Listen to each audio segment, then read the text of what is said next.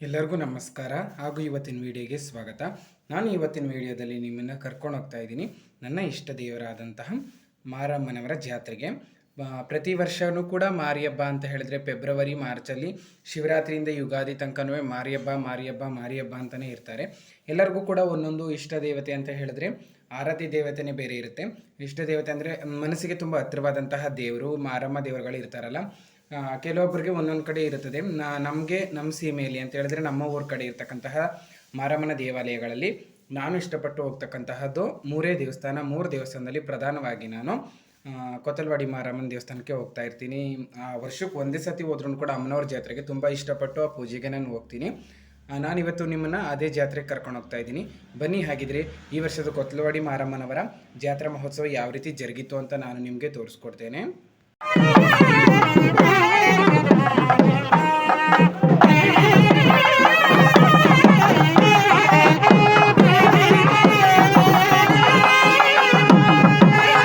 ನೋಡಿದ್ರಲ್ಲ ನೀವೇ, ರಾತ್ರಿ ಟೈಮಲ್ಲಿ ಹಬ್ಬ ನಡೆಯೋದು.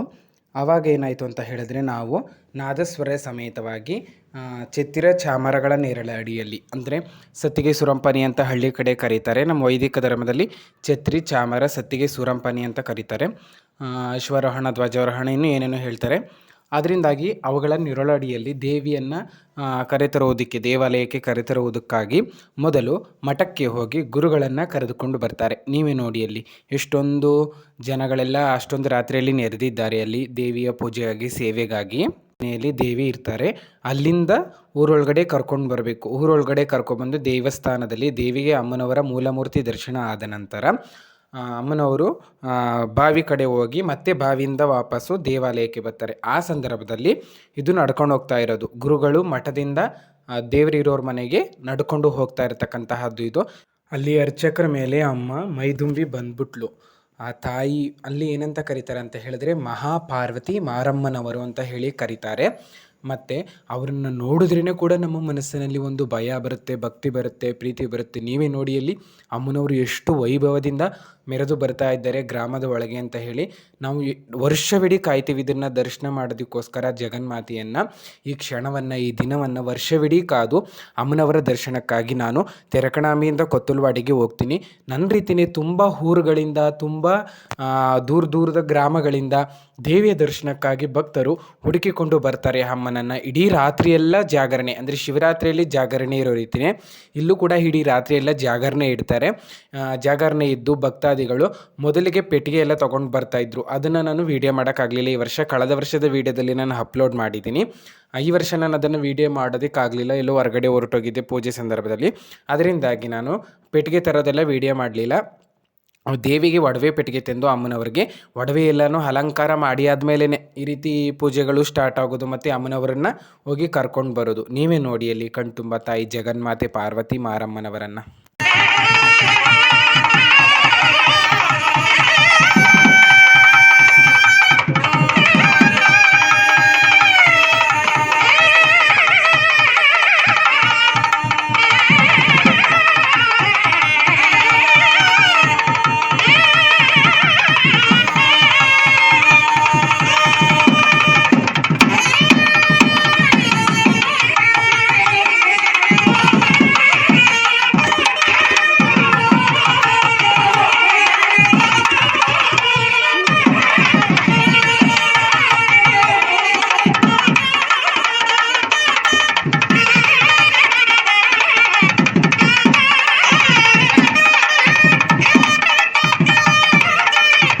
ಎಲ್ಲ ಕಡೆನೂ ಮಾರಿ ಹಬ್ಬ ಆದಂಗೆ ಒಂದೊಂದು ಊರಲ್ಲಿ ತುಂಬ ವಿಶೇಷವಾಗಿ ಆ ಊರು ಮಾರಮ್ಮನವರ ಜಾತ್ರೆಗೋಸ್ಕರನೇ ವಿಶೇಷವಾಗಿರುತ್ತೆ.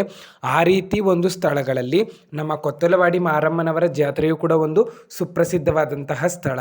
ಈ ಜಗನ್ಮಾತೆಯ ದರ್ಶನಕ್ಕಾಗಿ ಹುಡುಕಿಕೊಂಡು ಬರುವ ಭಕ್ತಾದಿಗಳು ಸಾವಿರಾರು ಬರ್ತಾನೇ ಇರ್ತಾರೆ. ಆದರೆ ನನಗೆ ಮಾತ್ರ ತುಂಬ ನಂಬಿಕೆ ಏನಂತ ಹೇಳಿದ್ರೆ, ಈ ಅಮ್ಮನವರಲ್ಲಿ ನನಗೇನಾದರೂ ಕೇಳ್ಕೊಂಡ್ರೆ ನಡೆಸ್ಕೊಡ್ತಾರೆ, ನನಗೇನಾದರೂ ಬೇಡ್ಕೊಂಡ್ರೂ ಇಲ್ಲ ಅಂತ ಹೇಳಲ್ಲ, ನಡೆಸ್ಕೊಟ್ಟಿದ್ದಾರೆ. ಅದರಿಂದಾಗಿ ನಾನು ಈ ದೇವಿಯನ್ನು ತುಂಬ ನಂಬ್ತೀನಿ. ನನಗೆ ಒಂದು ತುಂಬ ಇಷ್ಟ ಈ ದೇವರು ಅಂತ ಹೇಳಿದ್ರೆ, ಕೊತ್ತಲವಾಡಿ ಮಾರಮ್ಮನವರು ಅಂತ ಹೇಳಿದ್ರೆ. ಅದರಿಂದಾಗಿ ನಾನು ಎಷ್ಟೇ ಕಷ್ಟ ಆಗಲಿ, ನನಗೆ ಶಿವರಾತ್ರಿ 2 ದಿನ ಇತ್ತು, ಮತ್ತು ಶಿವರಾತ್ರಿಯಲ್ಲೂ ಜಾಗರಣೆ ಮಾಡಬೇಕಿತ್ತು. ನಮಗೆ ಹೋಗೋಕ್ಕಾಗದೇ ಇದ್ರೂ ಕೂಡ ನಾವು ಹಿಂದಿನ ದಿನ ದಿನ ಅಂತ ಅಲ್ಲಿ ಹೋಗಿ ಅಮ್ಮನವ್ರಿಗೆ ಅಲ್ಲೂ ಕೂಡ ಜಾಗರಣೆ ಮಾಡಿ ಪುನಃ ಮಾರನೇ ದಿನ ಒಂದೇ ದಿನ ನಮಗೆ ರೆಸ್ಟಿಗೆ ಟೈಮ್ ಸಿಕ್ಕಿತ್ತು. ಅದಾದ ಮಾರನೆಗೂ ಕೂಡ ಜಾಗರಣೆ ಇತ್ತು ನಮಗೆ. ಆದ್ರೂ ಕೂಡ ಚಿಂತೆ ಇಲ್ಲ ಅಂತ ಹೇಳಿ ಅಮ್ಮನವರ ದರ್ಶನಕ್ಕಾಗಿ ನಾವು ಜಾತ್ರೆಗೆ ನಮ್ಮ ಊರಿನಲ್ಲಿ ಎಲ್ಲ ಭಕ್ತಾದಿಗಳೆಲ್ಲ ಸೇರಿ ಹೋಗ್ತಾ ಇದ್ವಿ. ಈಗ ನೀವೇನು ನೋಡ್ತಾ ಇದ್ದೀರಾ ಅದು ಬಾವಿ ಹತ್ರ ಹೋಗಿ ಪೂಜೆ ಮಾಡಿಕೊಂಡು ವಾಪಸ್ಸು ದೇವಿ ಬರ್ತಾ ಇರತಕ್ಕಂತಹ ದೃಶ್ಯ. ಬಾವಿ ಹತ್ರ ಹೋಗುವಾಗ ಅಮ್ಮ ಜಗನ್ಮಾತೆ ನಿಧಾನವಾಗಿ ತಾಳ್ಮೆಯಿಂದನೇ ಹೋಗ್ತಾರೆ. ಸಂತೋಷವಾಗಿ ತಾಯಿಯ ಮುಖ ನೋಡ್ತಾ ಇದ್ರೇ ನಮಗೆ ನಮ್ಮ ಜನ್ಮಾಂತರದ ಕಷ್ಟಗಳು ಕರ್ಮಗಳೆಲ್ಲ ಕಳೆದೋಗ್ತಾನೆ ಅನ್ನೋಷ್ಟು ಖುಷಿ ನೆಮ್ಮದಿ ನಮ್ಮ ಒಳಗಡೆ, ನಮ್ಮ ಹೃದಯದೊಳಗಡೆ, ನಮ್ಮ ಅಂತರಾತ್ಮದೊಳಗಡೆ ಪ್ರಕಾಶಮಾನವಾಗಿ ಬೆಳಗುತ್ತೆ. ಅದೇ ರೀತಿಯಲ್ಲಿ ಅಮ್ಮನವರು ಬರಬೇಕಾದ್ರೆ ಅವ್ರನ್ನ ನೋಡಿದ್ರೆ ಅಷ್ಟೊಂದು ಭಯ ಆಗುತ್ತೆ. ಅಮ್ಮ ಅಷ್ಟು ಆವೇಶದಿಂದ ಬರ್ತಾರೆ ತಾಯಿ. ಅವರ ವೇಗಕ್ಕೆ ಯಾರೂ ಕೂಡ ಸಾಟಿ ಇಲ್ಲ. ಅಮ್ಮನವರು ಬಾವಿಯಿಂದ ವಾಪಸ್ಸು ದೇವಾಲಯಕ್ಕೆ ಬರತಕ್ಕಂತಹ ದೃಶ್ಯವನ್ನು ನೋಡಿ ನಮಗೆ ನಿಂತ್ಕೊಳ್ಳೋಕ್ಕಿಲ್ಲಿ ನಾವು ಎಷ್ಟೊಂದು ಜನ ಇರ್ತೀವಿ ಅಲ್ಲಿ ಓಡೋದಕ್ಕಾಗಲ್ಲ ನಾವು. ಅಮ್ಮನವರು ಅಷ್ಟು ವೇಗವಾಗಿ ಬರ್ತಾರೆ ರಭಸದಿಂದ. ಆ ತಾಯಿಯ ಆವೇಶಕ್ಕೆ ನಾವೆಲ್ಲವೇ ಈ ಭೂಮಿ ಮೇಲೆ ಯಾರು ಕೂಡ ಸಾಟಿ ಇಲ್ಲ. ಅಷ್ಟೊಂದು ವೇಗದಿಂದ ಜಗನ್ಮಾತೆ ನಡೆದು ಬರ್ತಾರೆ. ಆ ಊರಿನ ಗ್ರಾಮದ ಮಧ್ಯದಲ್ಲಿ ಆ ಛತ್ರಿ ಚಾಮರಗಳೆಲ್ಲ ಸುಮ್ಮನೆ ಸುತ್ತಾ ಇರ್ತವೆ. ಅಂದರೆ ಅಮ್ಮನವ್ರ ಆವೇಶ ಬಂದು ಅದು ಕೂಡ ಸುರಂಪಾನಿ ಸತ್ತಿಗೆಗಳೆಲ್ಲ ಆಡ್ತವೆ. ಅದನ್ನೆಲ್ಲ ನೋಡೋಕ್ಕೆ ಒಂದು ಪುಣ್ಯ. ಮತ್ತು ನಾವು ಇನ್ನೊಂದು ವರ್ಷಕ್ಕೆ ಅಲ್ಲಿಗೆ ಹೋಗೋಕ್ಕಾಗತ್ತೋ ಆಗಲ್ವೋ, ಬೇರೆ ಕಡೆ ಹೊರಟು ಬಿಡ್ತೀವೋ ಏನೋ ಅನ್ನೋದೊಂದು ಭಯದಲ್ಲೇ ನಾನು ಪ್ರತಿ ವರ್ಷವೂ ನನಗೆ ದಾರಿ ಮಾಡ್ಕೊಂಡು ಅಲ್ಲಿಗೆ ಹೋಗೋದಕ್ಕೋಸ್ಕರ ಕಾಯ್ತಾ ಇರ್ತೀನಿ, ಈ ದರ್ಶನಕ್ಕೋಸ್ಕರ. ಎಷ್ಟೋ ದಿನಗಳ ಕಾಲದಿಂದ ನೆನೆಸ್ಕೊಂಡು ಹೋಗ್ತೀನಿ ನಾನು ಅಮ್ಮನವರ ಜಾತ್ರೆಗೆ. ಯಾಕೆ ಅಂತ ಹೇಳಿದ್ರೆ ನಾನು ಅಷ್ಟೊಂದು ಇಷ್ಟಪಡ್ತೀನಿ ಆ ದೇವಿಯನ್ನು, ಅಷ್ಟೊಂದು ನನಗೆ ಆ ದೇವಿಯ ಆಶೀರ್ವಾದ ಇದೆ ಅಂತ ನಾನು ಧೈರ್ಯವಾಗಿ ಹೇಳ್ಕೊತೀನಿ. ಇವತ್ತಿನ ದಿನದಲ್ಲಿ ನನಗೆ ಅಲ್ಲಿ ವಿಡಿಯೋನೇ ಕರೆಕ್ಟಾಗಿ ಮಾಡೋಕ್ಕಾಗ್ತಾ ಇರಲಿಲ್ಲ, ಯಾಕಂದರೆ ಅಲ್ಲಿ ಅಷ್ಟೊಂದು ರಶ್ ಇತ್ತು, ಜನಗಳ ಜಂಜಾಟ. ಅದ್ರ ಮಧ್ಯದಲ್ಲೂ ಕೂಡ ವಿಡಿಯೋ ಮಾಡಲೇಬೇಕು ಅನ್ನೋ ಹಠದಲ್ಲಿ ನಾನು ಜನರಿಗೆ ಅಮ್ಮನವರ ದರ್ಶನಕ್ಕೋಸ್ಕರ ನಾನು ವಿಡಿಯೋ ಮಾಡಿದೆ. ನಾನು ಏನಪ್ಪ ಅಂತ ಹೇಳಿದ್ರೆ ಅಲ್ಲಿ ಕ್ಲಿಯರಾಗಿ ವಿಡಿಯೋ ಸಿಗಲಿಲ್ಲ ನನಗೆ. ಎಷ್ಟೋ ಜನ ಹೇಳ್ತಾರೆ ನೀವು ವಿಡಿಯೋ ಹಾಕ್ತೀರಾ ಕ್ಲಿಯರ್ ಆಗಿರೋದಿಲ್ಲ, ಎಲ್ಲ ಬ್ಲರ್ ಆಗಿಬಿಡುತ್ತೆ, ಇಲ್ಲ ನೀವು ವಿಡಿಯೋ ಮಾಡುವಾಗ ಫೋನ್ ಶೇಕ್ ಮಾಡಿರ್ತೀರಾ ಅಂತ ಹೇಳ್ತಾರೆ. ಆ ರಶ್ಶಲ್ಲಿ ನಾವು ನಿಂತ್ಕೊಂಡಿದ್ದೇ ಹೆಚ್ಚು. ಸದ್ಯ ನನ್ನ ಫೋನ್ ಎಲ್ಲೂ ಬೀಳಲಿಲ್ಲ, ಒಡೆದೋಗ್ಲಿಲ್ಲ. ಅದು ನನ್ನ ಪುಣ್ಯ, ದೇವಿ ಆಶೀರ್ವಾದ ಅಂತ ಹೇಳ್ಬೋದು. ಅಂಥ ರಶ್ನಲ್ಲೂ ಸಹ ಬಿಡದೆ ನಾನು ಒಂದೊಂದು ಸಣ್ಣ ಗ್ಯಾಪಲ್ಲೂ ಕೂಡ ನಿಂತು ದೇವಿಯ ದರ್ಶನಕ್ಕಾಗಿ ಅಮ್ಮನವರನ್ನು ವಿಡಿಯೋ ಮಾಡಿದ್ದೀನಿ. ನೋಡಿ ಅಲ್ಲಿ ಎಷ್ಟೊಂದು ಆವೇಶದಿಂದ ತಾಯಿ ದೇವಾಲಯದ ಬಳಿಗೆ ಹೋಗ್ತಾರೆ. ಆ ಭಕ್ತಾದಿಗಳ ಕೂಗು ಅಲ್ಲಿ ಅಷ್ಟೊಂದು ಇದಾಗಿರುತ್ತೆ. ಭಕ್ತರು ಹೆಂಗೆ ಕೂಗ್ತಾರಪ್ಪ ಅಂತ ಹೇಳಿದ್ರೆ, ಮಾದಪ್ಪನ ಬೆಟ್ಟಕ್ಕೆ ಹೋದಾಗ ಹೊಗೆ ಅಂತ ಕೂಗ್ತಾರಲ್ಲ, ಅದೇ ರೀತಿಯಲ್ಲಿ ಹೊಗೆ ಮಾರಮ್ಮ ಅಂತೇಳಿ ಅಷ್ಟೊಂದು ಜೋರಾಗಿ ಕೂಗುತ್ತಾರೆ.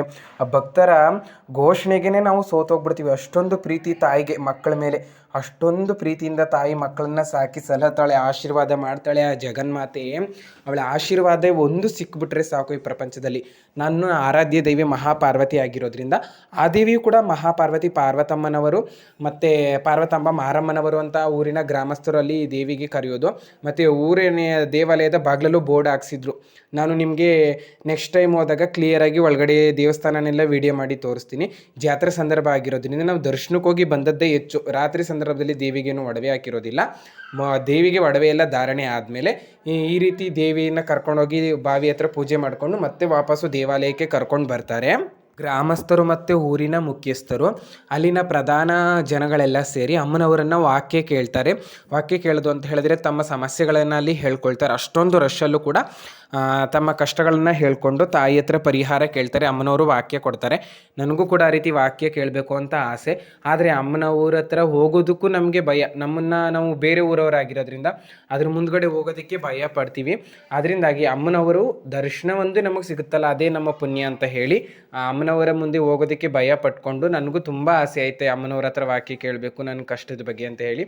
ಆದರೆ ಆಗೋದಿಲ್ಲ ಅಲ್ವಾ. ಅದರಿಂದಾಗಿ ನಾವು ದೂರದಲ್ಲೇ ನಿಂತು ಅಮ್ಮನವರನ್ನು ಪ್ರಾರ್ಥನೆ ಮಾಡ್ಕೋಬೇಕು. ನಾನು ಇವಾಗ ಒಂದು 4 ವರ್ಷದಿಂದ ಹೋಯ್ತಾ ಇದ್ದೀನಿ.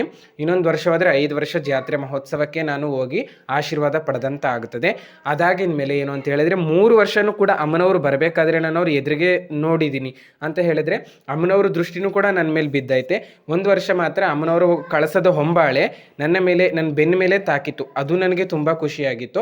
ಈ ವರ್ಷ ಏನು ಅಂತ ಹೇಳಿದ್ರೆ ಅಮ್ಮನವರು ನನ್ನ ದೃಷ್ಟಿನೇ ಇಡಲಿಲ್ಲ ನನ್ನ ಮೇಲೆ. ಅದೊಂದು ಮನಸ್ಸಿಗೆ ನೋವಾಯಿತು. ಅಯ್ಯೋ ತಾಯಿ ಮನಸ್ಸಲ್ಲಿ ನಾನು ಇಲ್ವೇನೋ ಅನ್ನೋ ಕೊರಗೆ ಬಂತು. ಅದಾಗಿನ ಮೇಲೆ ಅಮ್ಮನವ್ರ ದರ್ಶನ ಆಯಿತು, ತುಂಬ ಖುಷಿ ಆಯಿತು. ನಾನು ಹೋಗ್ದಾಗೆಲ್ಲ ಅಮ್ಮನವ್ರು ನನ್ನನ್ನು ನೋಡ್ತಾ ಇದ್ದಿದ್ದೇನೆ, ನಾನು ನೋಡ್ತಾ ಇದ್ದೆ. ಈ ವರ್ಷ ಅಮ್ಮನವರು ನನ್ನನ್ನು ನೋಡಿದ್ದು ನಾನು ಎಲ್ಲೂ ಕಂಡುಹಿಡಿಯೋಕ್ಕೆ ಆಗಲಿಲ್ಲ. ಇದೇ ರೀತಿ ನಾನು ಮುಂದಿನ ವರ್ಷಕ್ಕೂ ಕೂಡ ಹೋಗ್ತೀನಿ. 5ನೇ ವರ್ಷದ ಜಾತ್ರಾ ಮಹೋತ್ಸವಕ್ಕೆ ನಾನು ಹೋಗ್ತೀನಿ. ನಾನು ಹೋಗಿ 5 ವರ್ಷ ಆಯಿತು. ಇಲ್ಲಿ ತುಂಬ ವರ್ಷಗಳಿಂದ ಜಾತ್ರಾ ಮಹೋತ್ಸವ ಆಗ್ತಾ ಬರ್ತಾ ಇದೆ. ನಾನು 5 ವರ್ಷದಿಂದ ಹೋಗ್ತಾ ಇದ್ದೀನಿ ಅಮ್ಮನವ್ರ ಜಾತ್ರೆಗೆ. ಈ ರೀತಿಯಾಗಿ ನಾನು ಅಮ್ಮನವ್ರ ಸೇವೆ ಮಾಡ್ಕೊಂಡು ಬರ್ತಿದ್ದೀನಿ. ನನಗೇನು ಅಮ್ಮನವರು ಏನಾದ್ರು ಕಷ್ಟ ಬಂತು ಅಂದರೆ ಒಂದು ಕೊತ್ಲೋಡಿ ಮಾರವ್ವ ಅಂತ ಹೇಳಿಬಿಟ್ರೆ ಸಾಕು, ನನಗೆ ನನ್ನ ಮನಸ್ಸಿನಲ್ಲಿರ್ತಕ್ಕಂತಹ ಭಾರ ಎಲ್ಲ ಕಡಿಮೆ ಮಾಡ್ತಾಳೆ. ನನ್ನ ಆರಾಧ್ಯ ದೈವ ಮಲೆಮಹದೇಶ್ವರನ ನಾನು ಎಷ್ಟು ನಂಬ್ತೀನೋ ಅದೇ ರೀತಿ ಕೂಡ ನನಗೆ ಮಾರಮ್ಮನೂ ಕೂಡ ನಂಬ್ತೀನಿ ನಾನು. ನನಗೆ ತುಂಬ ಇಷ್ಟ ಮಾರಮ್ಮನೂ. ಆದರೆ ಹೊರಗಡೆ ನಾವು ಹೋಗಿ ದೇವಸ್ಥಾನದಲ್ಲೇ ಪೂಜೆ ಮಾಡ್ಕೊಂಡು ಬರ್ತೀವಿ. ಮನೆಯಲ್ಲಿ ಅಮ್ಮನವ್ರ ವಿಗ್ರಹ ಇಡಲ್ಲ. ಅಲ್ಲೇ ಹೋಗಿ ಪೂಜೆ ಸೇವೆಗಳನ್ನು ಮಾಡಿಕೊಂಡು ಕೈ ಮುಕ್ಕೊಂಡು ಬರ್ತೀವಿ. ಈ ರೀತಿ ಇದೆ ನನ್ನ ಇಷ್ಟ ದೇವರಾದಂತಹ ಕೊತ್ತಲವಾಡಿ ಮಾರಮ್ಮನವರ ಜಾತ್ರೆ. ನಿಮ್ಮೂರ ಕಡೆ ಎಲ್ಲ ಮಾರಮ್ಮನವರ ಜಾತ್ರೆ ಯಾವ ರೀತಿ ನಡೆಯುತ್ತೆ ಅನ್ನೋದನ್ನು ನನಗೊಂದು ವಿಡಿಯೋ ಮಾಡಿ ಕಳಿಸಿ. ನಿಮ್ಮೂರಿನ ಜಾತ್ರೆ ವಿಶೇಷಗಳನ್ನು ನಾನು ಕೂಡ ನನ್ನ ಯೂಟ್ಯೂಬ್ ಚಾನಲಲ್ಲಿ ಅಪ್ಲೋಡ್ ಮಾಡ್ತೀನಿ. ನಿಮ್ಮೂರಿನ ಜಾತ್ರೆ ವಿಶೇಷಗಳನ್ನು ಅಪ್ಲೋಡ್ ಮಾಡಿಸೋದಕ್ಕೋಸ್ಕರ ನಿಮ್ಗೆ ಏನಾದರೂ ಇಂಟ್ರೆಸ್ಟ್ ಇದ್ದರೆ ನನಗೆ ಕಮೆಂಟ್ ಹಾಕಿ ಅಥವಾ ನನಗೆ ಇಮೇಲ್ ಮಾಡಿ ಅಂತ ಹೇಳ್ತೀನಿ. ಅಮ್ಮನವರು ಯಾವ ರೀತಿ ಗ್ರಾಮಸ್ಥರನ್ನ ಗ್ರಾಮದ ಒಳಗೋಗಿ ತಾವೇ ಸ್ವಯಂ ನೋಡಿ ಕೊನೆಯದಾಗಿ ಬಂದು ದೇವರ ಗರ್ಭಗುಡಿಗೆ ಹೋಗಿ ಸೇರ್ಕೋತಾರೆ. ಇದು ಕೊನೆಯದಾಗಿ ಅಮ್ಮನವರು ದೇವಾಲಯದ ಒಳಗೆ ಹೋದಂತಹ ದೃಶ್ಯ ನೀವೇ ನೋಡ್ತಾ ಇದ್ದೀರಲ್ಲ, ಎಷ್ಟೊಂದು ಸುಂದರವಾಗಿತ್ತು ಅಂತಹ ನಮ್ಮೂರಿನ ಅಮ್ಮನವರ ಜಾತ್ರೆ. ನಿಮ್ಮೂರ ಕಡೆನೂ ಜಾತ್ರೆ ಆಗೋದನ್ನು ನನಗೇನಾದ್ರೂ ನೀವು ಕಳಿಸ್ಕೊಟ್ರೆ ನಾನು ಖಂಡಿತ ನಿಮಗೆ ಯೂಟ್ಯೂಬಲ್ಲಿ ಅಪ್ಲೋಡ್ ಮಾಡ್ತೀನಿ. ನಿಮ್ಮೂರಿನ ಹೆಸರು ಹಾಕಿ. ಈ ರೀತಿ ಇತ್ತು ನಮ್ಮ ಜಾತ್ರೆ. ವೀಕ್ಷಿಸಿದ್ದಕ್ಕಾಗಿ ಧನ್ಯವಾದಗಳು.